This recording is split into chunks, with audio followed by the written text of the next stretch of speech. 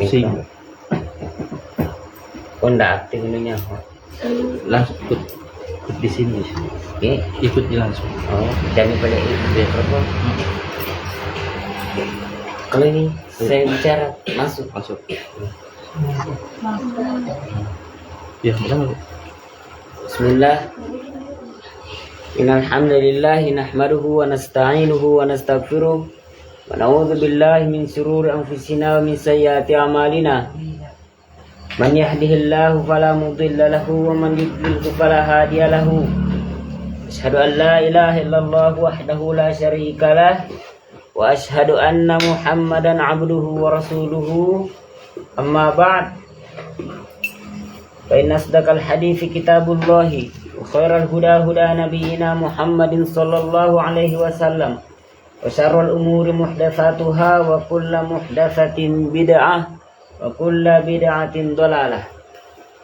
Insyaallah hari ini kita melanjutkan pelajaran shorof kita dan kita telah mengambil muqaddimat, beberapa muqaddimah dalam perubahan fi'il madhi,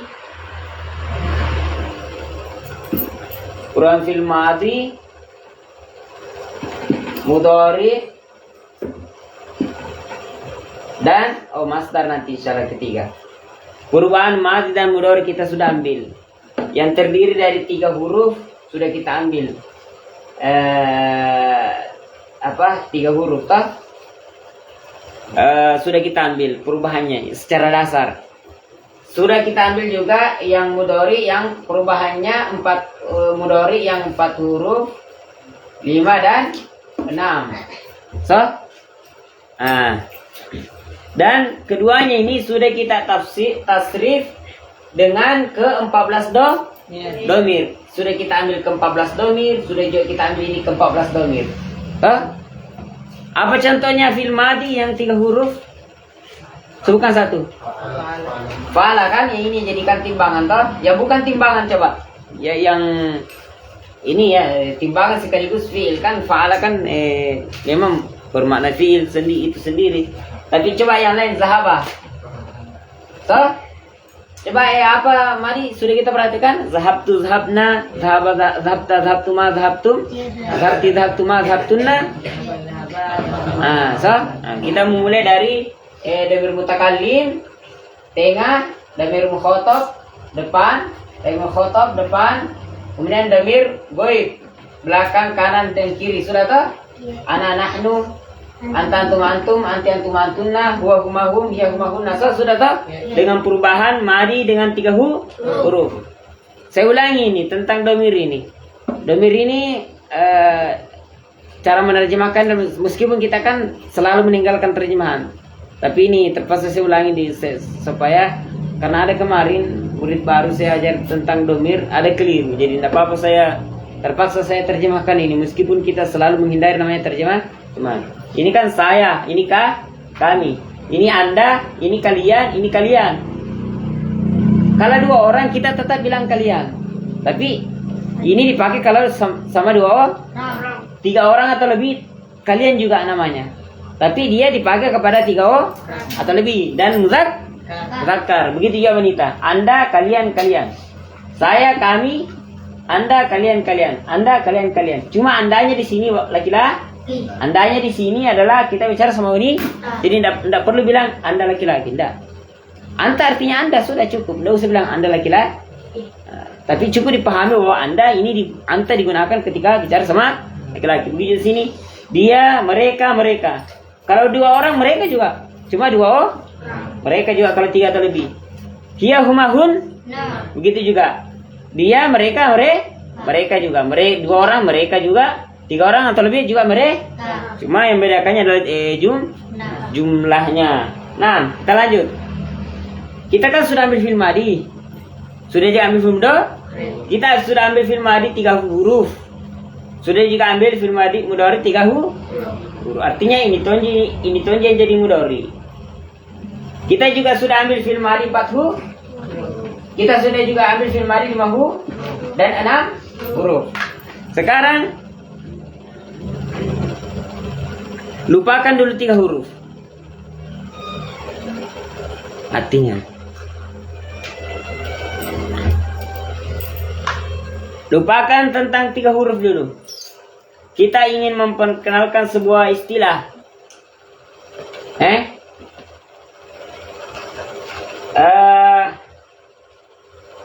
Kan begini ceritanya toh. Dalam bahasa Arab itu, kalau kita diberikan sebuah kata, kalau kita biasanya diberikan sebuah kata, 3 kata ini toh, fil madi toh. Ingat, jangan dulu nulis. Biasanya itu kalau kita diberikan sebuah kata dalam bahasa Arab, yang dasar itu 3 huruf. Biasanya kamus memberikan harakat di sini saja, yang tengah. Kenapa? Karena ini yang pertama sudah mutlak nih fathah, ini sudah mutlak fathah. Kenapa kamus memberikan harakat yang tengah? Karena ada fiil, ain fiil, ini disebut ain fiil. Ini disebut fa fiil, ini disebut ain fiil, ini disebut lam fiil. Paham? Sejajarnya dengan fa'ala. Kenapa kamus memberikan harakat pada huruf kedua? Karena ini ada fiil yang bukan fathah. Misalnya kamus memberikan syaribah. Ini enggak kamus tidak berikan ini, enggak usah. Kamus hanya memberikan harakat pada di ini. Kasrah karena artinya untuk fiil ini adalah kasrah. Begitu misalnya kaburo, membesar atau menjadi besar. Sudah kita jelaskan maknanya. Kamus tidak perlu kasih ini saja yang kasih. Mengerti? Dan kamus biasanya kalau sudah memberikan fi'il madi langsung berikan juga mudhari'nya. Mengerti? Langsung diberikan mudhari'nya. Dan mudhari'nya zahab apa? Yadhabu. Kamus juga tidak perlu tulis ini. Yang pertama dan kedua. Karena sudah mutlak di sini fathah disukun, ini dhammah. Sudah mutlak. Yang menjadi masalah ini ada fiil, ain fiilnya fathah. Itu saja nak kasih kamus. Karena kalau yahmilu begini kasrah. Paham? Bahkan lebih ekstrimnya kamus terkadang hanya memberikan begini saja. Sudah modernnya nak kasih begini saja. Ya, zahaba yadhabu. Hamila yahmilu. Begitu saja. Kaburo fi'il mudhari'nya yakburu. Begitu.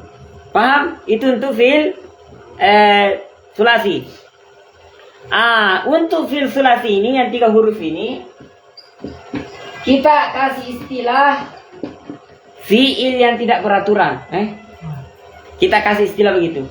Fi'il yang tidak beraturan. Kenapa kita kasih istilah fi'il yang tidak beraturan? Karena tidak menentu mudhari'nya. Bahkan tidak menentu juga madinya. Di sana nanti kita berikan 20 bab. Ada 21 bab. Ditulis oleh bisa nanti dibeli kamusnya Mukhtar Sihah.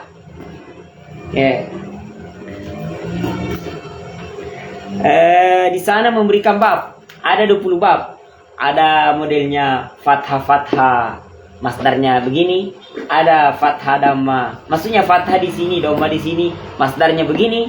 Ada kasrah, masdarnya begini. Ada dhamma, masdarnya begini. Makanya kita sebutkan dengan kasih istilah dengan fi'il yang tidak beraturan. Karena dia mirip, kalau diisi mirip dengan jamak taksir. Apa itu jamak taksir? Jamak pecah. Bisa orang istilahkan tidak beraturan. Sebenarnya beraturan, pasti ada aturannya itu.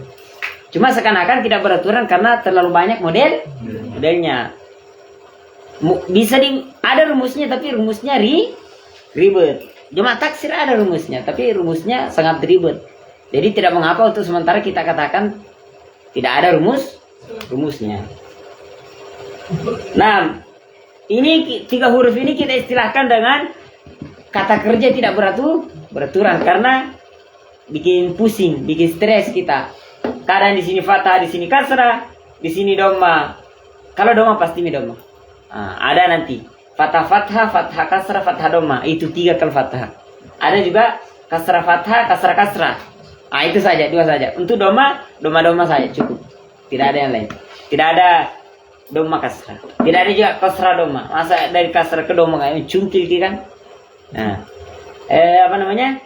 Ini kita istilahkan dengan kata kerja tidak beraturan. Kita nanti mau memperbuat dalam di sini. Tapi kita kasih dulu apa namanya? Kembali ke 4 huruf. Adapun 4 huruf yang telah kita ambil, 4 huruf, 5 huruf, 6 huruf. Ini kan ada beberapa timbangannya, ada 6. Ini ada sekitar 6. Ini 4. 4, 6. 4 tambah 0, 3 tambah 1, 3. Maksudnya 4 tambah 0 memang dia mujarad. Seperti zalzalah. Coba ini kita istilahkan dengan beraturan. Fi'il beraturan. Kenapa beraturan? Karena kalau sudah ada madinya di sini, sudah ada madinya di sini, itu mudhari'nya sudah menentu nih, begitu modelnya. Tidak ada kemungkinan kedua dan ketiga. Sudah paten. Makanya kita istilahkan dengan fi'il beraturan. Contohnya misalnya ini yang 4 huruf ada kholah. Ini kita istilahkan dengan 3 tambah sa. Sudah kita ambil di pertemuan berapa itu? Ada kholah. So, sudah pasti nih mudhari'nya yudakhilu. Makanya dulu kita kasih timbangan. Ini ada timbangannya. Kalau itu tadi timbangannya yang 3 huruf tidak beraturan, timbangannya itu contoh memang langsung. Kalau mukaddimahnya Mukhtar Siha memang dia bilang bab qata yaqta'u qat'an, bab sada yasda sadan, bab khada yakhda'u khudu'an. Babnya itu bukan fa'ala yaf'alu. Kalau ini masih bisa menggunakan fa'ala yaf'alu dipakai timbangan karena sama semua. Tapi kalau itu tadi yang tidak beraturan, timbangannya itu beda-beda. Ada bab tersendirinya, menggunakan kosakata tersendiri karena dia tidak beraturan. Contohnya ini ada kholah kan? Contohnya kan ada kholah kan? Ada kholah. Yang pertama tuh, kita sebut dengan timbangannya af'ala. Ini gampang. Kalau sudah af'ala di sini, sudah pasti di sini yuf'ilu kan? Berarti yudkhilu. Sahih? Kemudian tajannaba. Kita ambil satunya filau 5 huruf. Tajannaba kan? Berarti ini tafa. Apa modelnya ini? Tafa. Ini 5 huruf. Kalau tafa'ala sudah pasti ini ya tafa'ala sudah pasti itu mutlak. Tidak ada yang kedua dan ketiga. Sampai hari kiamat. Berarti kalau tafa'al berarti apa di sini? Mudhari'nya ini ya tajannabu. Kau coba kita ambil saya 6 huruf. Istighfara.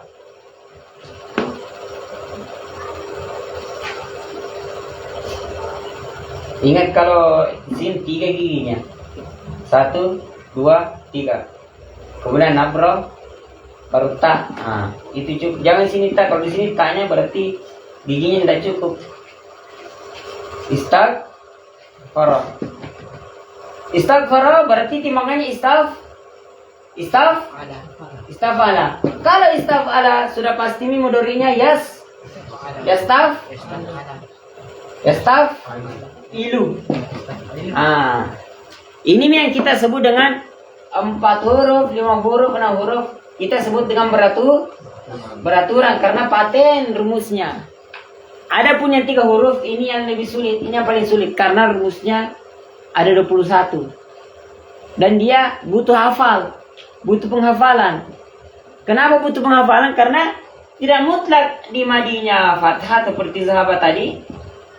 Pasti mudhari'nya kalau sahabat sudah pasti fathah karena kita sudah tahu. Tapi kalau kata muf'il lain, dhamma ka kasrah ka, itu yang diberikan oleh kamus. Begitu ya masdarnya beda-beda. Tidak semua masdar itu fa'lan. Kadang masdar itu fulan. Kadang masdar itu fa'alan. Seperti toriba yatrabu, toroban. Nah, ini makanya kemarin kita memulai di sini lebih banyak daripada tiga, sedikit saja dikasih pembukanya. Paling fa'ala yaf'alu saja sama dhahaba yadhhabu. Sampai dirobek ke 14 do. Faltu fa'alna falta faltu ma faltum falti faltu ma faltum ke 14 do itu. Ini juga dhabtu dhabna dhabta dhabtu ma dhabtum. Begitu yang mudorinya sudah dikasihkan. Kenapa kita dulu memperdalam ini dulu? Karena ini peraturan, gampang, lebih gampang 4, 5, 6. Ini bukan satu saja 5, ada beberapa 5, 6, beberapa. Ini 4, beberapa. Sudah dikasih beberapa kan? Tapi kita tidak langsung kasih semuanya. Nanti kalau kita beralih ke sini lagi, baru kita ambil secara utuh. Karena kalau kita belajar sorof itu bukan berarti langsung dibahas semuanya 6, karena nanti pusing. Banyak ini 6. Banyak timbangan, ada 6. Ada satu seperti Franco. 6. Agak berat itu insyaallah. Tapi tidak ada yang susah kalau kita insyaallah belajar. Dipaham? Nah, ini kan sudah dipaham. Saya mau kasih timbangan ini berkaitan dengan masdar. Sebenarnya saya mau masuk ke masdar ini, tapi saya kembali, muroja kembali, kasih sedikit muqaddimah. 6. Saya mau masuk di masdar sebenarnya ini. Mengerti di sini? Ini disebut 45 disebut beratu karena dia pasti. Kalau ketiga huruf tidak beratu karena tidak semua huruf seperti zahaba, tidak semua huruf seperti syaribah, tidak semua fiil seperti hamila, kaburo. Beda-beda masdar, beda-beda juga mudori. Kalau ini sudah pasti. Sekarang saya mau masuk ke masdar. Ingat, masdar itu adalah dalam bahasa Inggris kita istilahkan dengan geroun. Betul tidak? Ada ahli bahasa Inggris sini. Jeren. Atau kata kerja yang dibendakan. Contohnya bertani. Bahasa Indonesia saja dulu nih. Bertani, apa kalau bertani? Bertani, apa itu bertani? Kata kalau kita bilang pertanian, kata kerja ini pertanian. Inilah masdar. Inilah jeren. Kata kerja yang dibendakan. Memberi, pemberian. Inilah masdar. Menanam, penanaman. Inilah masdar. Kalau tanaman bukan masdar, ini disebut dengan isim masdar. Insyaallah akan dibahas nanti. Beda masdar, beda isim masdar. Menanam masdar, menanam fiil.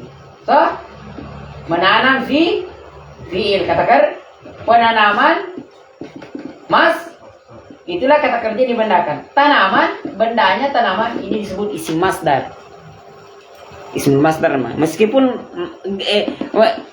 masdar itu sebenarnya isim. Karena kata kerja sudah dibendakan, cuma ada istilah isim masdar. Isim masdar itu isimnya masdar fiil. Seperti menanam, penanaman masdarnya, tanaman isim masdarnya. Penanaman bukan juga kata kerja. Bukan, penanaman itu masdar. Tanaman isim masdar. Bendanya. Penanaman itu masdar. Kata kerja yang dibendakan. Tapi tidak semuanya bisa diterjemahkan ke dalam bahasa Indonesia. Ada yang ribet seperti makan. Masa mungkin bilang pemakanan. Itu nanti cukup dipahami saja dengan menggunakan bahasa Arab. Karena memang bahasa kita, bahasa selain bahasa Arab itu kurang mampu menerjemahkan bahasa Arab. Kita harus sepakat itu. Bahasa Indonesia, bahasa Bugis, bahasa apapun itu kurang mampu menerjemahkan bahasa Arab. Nah, sekarang mau kita sebelum masuk ke masdar atau kata kerja dibenda, orang guru bahasa Inggris biasa mengatakan kata kerja tambah in, kata kerja tambah in. So, eating. So, nah, tapi kita mau dulu pancing dia Untuk apa sih masdar itu? Apa gunanya? Memangnya kenapa kita pakai masdar? Apa tujuannya? Tujuannya menggunakan masdar itu adalah salah satunya adalah ketika itu kata kerja mau dijadikan objek. Contohnya, saya mau makan. Uridu kan? Saya mau kan? Ilmu dori kan? Uridu makan. Uridu makan. Kita makan di sini kan nanti kita kasih. Makan di sini kan kata kerja toh? Tapi uridu saya mau makan. Ini makan mesti jadi Kenapa jadi objek? Karena dia yang diinginkan. So, kalau dia objek harus menjadi harus jadi isim. Kenapa harus jadi isim? Karena dia objek. So, masa kata kerja harus jadi isim dulu. Makanya jangan bilang uridu. Akalah. Uridu. Apa kalau bahasa apa film darinya makan? Makan. Akul. Aneh. Akul. Tapi agak berat itu, belum dibahas untuk Mahmud. Yang pergi saja, saya mau pergi. Apa kalau film darinya pergi saya pelakunya? Uridu azhabu kan? Ini masih clear nanti di Uridu azhabu kan? Ini mau dijadikan objek. Harus diizinkan ini, harus diizinkan. Kenapa harus diizinkan? Karena dia yang dimaui. Dia yang mau dimaui. Caranya pakai masdarnya. Kamus itu, kita kembali ke sini. Kamus itu kan sudah saya bilang. Kamus kan memberikan begini tak? Huruf mudhari'nya labayat. Kamus juga sekaligus memberikan masdar. Itu jadi 3 yang diberikan kamus seperti yang mujawasid, Sarun Arab dan mujalanya. Nah, kasih juga masdar 1. Inilah yang kita sebut dengan kata kerja yang tidak beraturan karena masdarnya beda-beda. Yang 3 huruf ini beda-beda masdarnya. Kalau yang 4, 5, 6 huruf sama semua masdarnya dan mudhari'nya. Paten begitu. Tapi yang 3 huruf beda-beda. Ada rumus tapi ribet. Tetap butuh hafalan. Rumusnya ada nanti 21 bab. Sebagaimana kita sudah sebutkan, disebutkan oleh penulis Mukhtar Siha dalam mukaddimahnya. Ada fathah kasrah, fathah dhamma dan seterusnya. Yang diberikan kamus yang ketiga adalah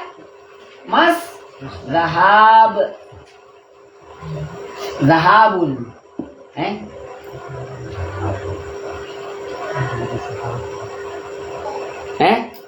Ini masdarnya. Kalau diterjemahkan dalam bahasa Indonesia susah. Pergi kepergian, bolehlah. Kepergian mungkin kepergian bisa di Bepergian. Nah, Bukan. lain juga bepergian. Yang jelas pergi sebenarnya itu masdar bisa diartikan kata kerja juga sebenarnya. Saya mau membaca pakai masdar atau pakai kata kerja tetap bisa diartikan membaca. Terkadang sebenarnya masdar itu diartikan kata kerja saja boleh. Tapi ingat, kamus itu biasanya kalau dia memberikan masdar, fathah di sini. Bukan kan harus fathah tadi bukan. Tapi itu isyarat saja, kode dari ahli bahasa. Zahaba yadhabu zahaban. Begitu nak kasih kamus. Bukan berarti harus fathah tadi, itu hanya isyarat dari ahli bahasa. Oh, kalau begini berarti masdar. Jadi kalau kita mau pergi, saya mau pergi, uridu ini dipakai, jangan adhabu. Uridu zahaban. Ini baru saya mau pergi pakai masdar. Kenapa pakai masdar? Karena kita butuh isim. Isim yang kita butuhkan. Mengerti saya? Berarti dalam bahasa Indonesia 3 ke atas, sedangkan dalam bahasa Arab cuma 1.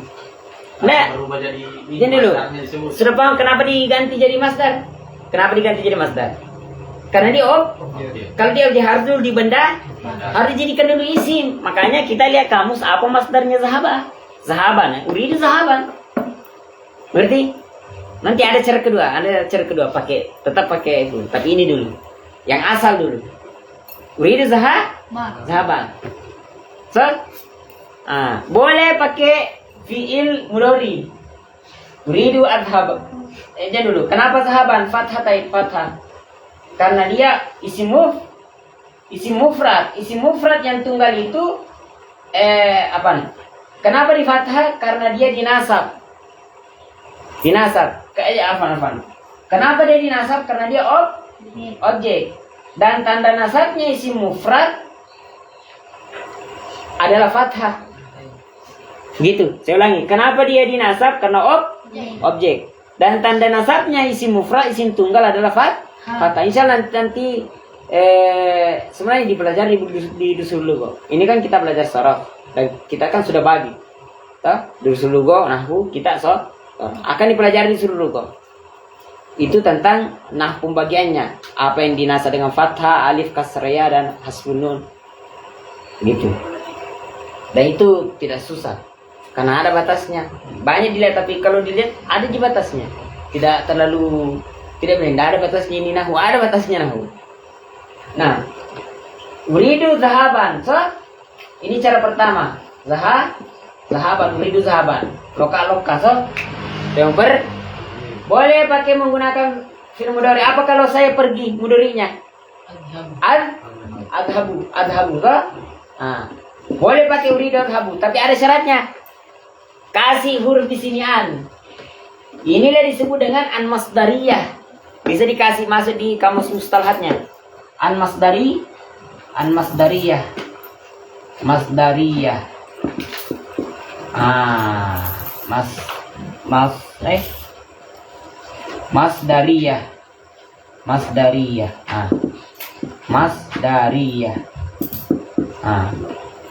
Itu an masdariyah. Kenapa disebut an masdariyah? Boleh tidak boleh disebut.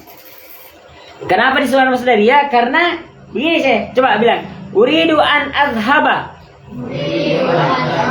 Di fathah di sini karena ini huruf nasab dan tanda nasabnya untuk fi'il mudhari adalah fathah. Untuk fi'il mudhari yang tidak ada ujungnya nun dan yang lainnya. Itu ada pembagian jelas secara asal fathahnya. Coba uridu an azhaba.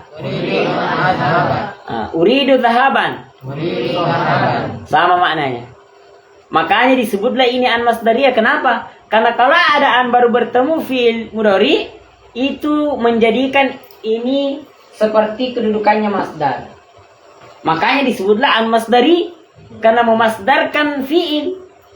Jadi kalau misalnya mungkin bilang saya mau pergi tapi tidak ditahui masdarnya zahaba adalah zahaban, pakai ini saja.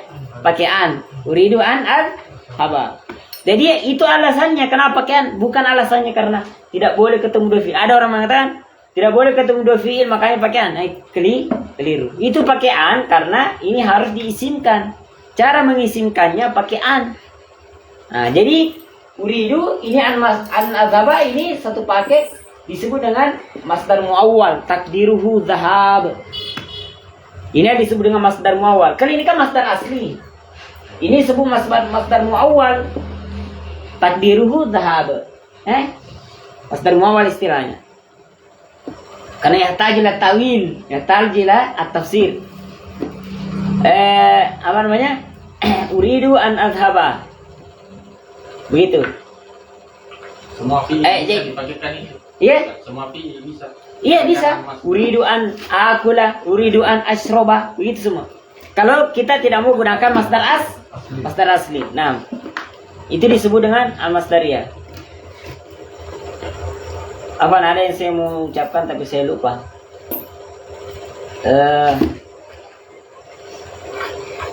Nah, itu paham?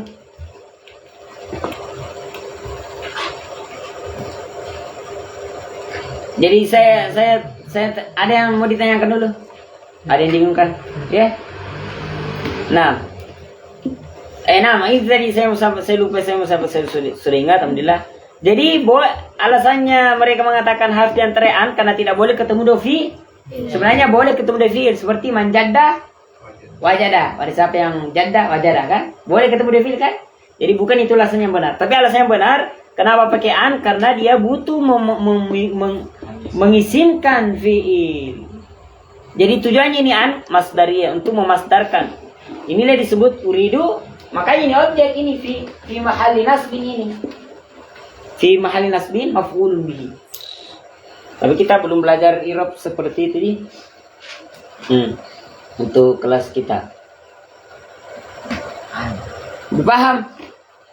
Termasuk digunakan kapan kita menggunakan masdar ketika kita mau menjadikan mubtada itu kata kerja. Contohnya berpuasa. Berpuasa kan kata kerja toh? Tapi kalau saya mau mengatakan berpuasa menyehatkan. Bagaimana caranya? Pakai masdarnya as-shaumu yusihhu. Berpuasa itu menyehatkan. Boleh juga pakai an masdariyah. Seperti dalam Quran antasumu khairul lakum. Wa antasumu khairul lakum. Sebenarnya misalnya kita mau bilang merokok membunuhmu. Pakai masdar. Karena merokok itu fi kata kerja. Membunuhmu khobarnya. Apa lagi? Misalnya, sholat adalah cahaya. Pakai masdar, as-sholatu nurun. Was-sabru dia. Pakai masdarnya, jangan pakai kata kerjanya. Atau dengan cara lain pakai an. Antasumu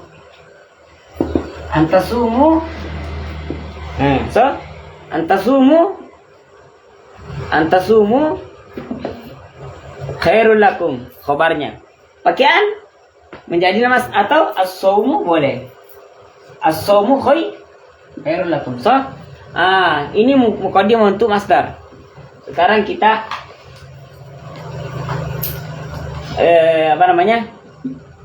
cari sekarang mau kembali ke yang beraturan dulu 456. Kembali ke masdar. Jadi itu tadi pembukaan tentang faedah menggunakan tujuan mempelajari masdar. Sekarang kita sudah mau ambil masdarnya. Masdarnya 456. Kemudian kita kasih satu masdarnya yang tidak beraturan, yang 3 huruf.